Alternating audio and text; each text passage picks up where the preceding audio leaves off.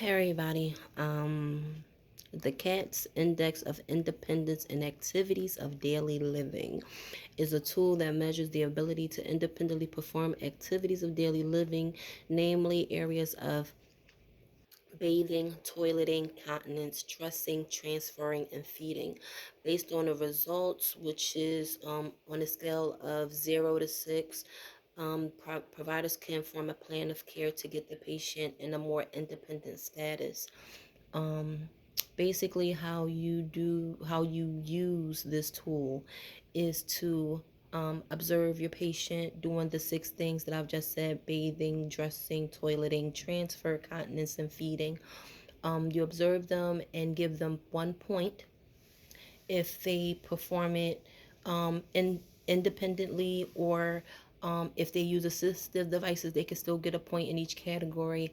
If you have to assist them with one thing, like if the patient's in the shower and they ask you to wash their back, if they're getting dressed and they ask you to tie their shoe, minuscule things like that, they still get a point. However, if you need a complete bath, if I have to feed you, if I have to fully clothe you, um, if you're completely incontinent, you get no points and you will be deemed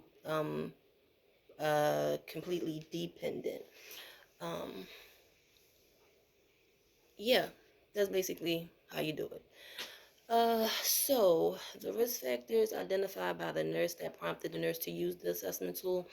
The patient in the video, prior to admission to the facility, he was totally independent, but then he came in and got a left total hip replacement.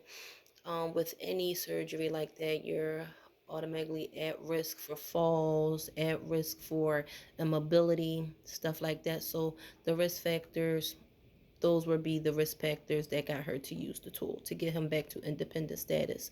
Um, how is safety of the patient fostered by using the tool? Um, well, it assessed his need for a cane to ambulate, um, the seat lift for the toilet, so he'd be able to get in off the toilet by himself. Use of the grab bar in the shower so he don't fall in the shower.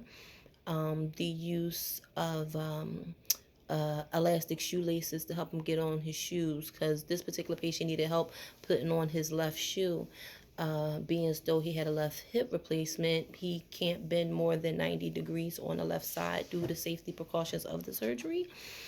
So, the elastic shoelaces would be a good fit to help him with that. Um, what did I learn from this activity that surprised you?